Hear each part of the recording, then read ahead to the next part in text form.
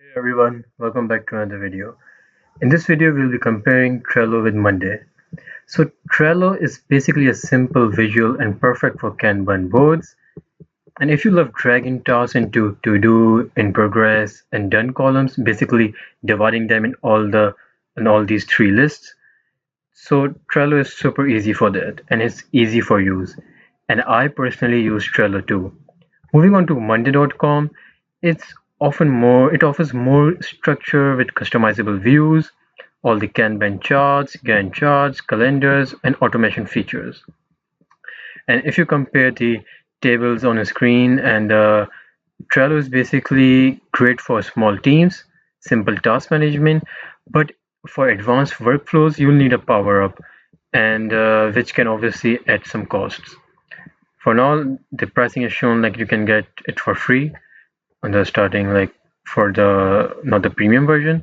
And if you look for the Monday.com, basically it comes with packed with automation, reporting, and team collaboration tools, making it a stronger choice for business and growing teams.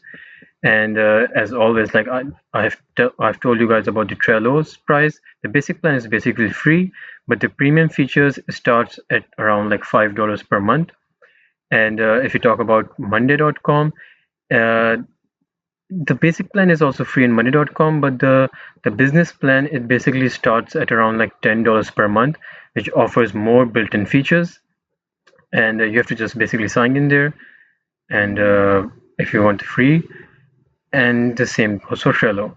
So if you'll ask me my final verdict, I'll just simply say that use Trello if you want a simple visual project tracker because that's easy to use because I personally use Trello too.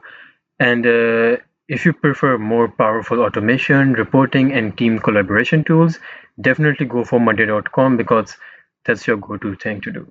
I hope this video was clear and precise and easy for you to understand. Thank you for watching.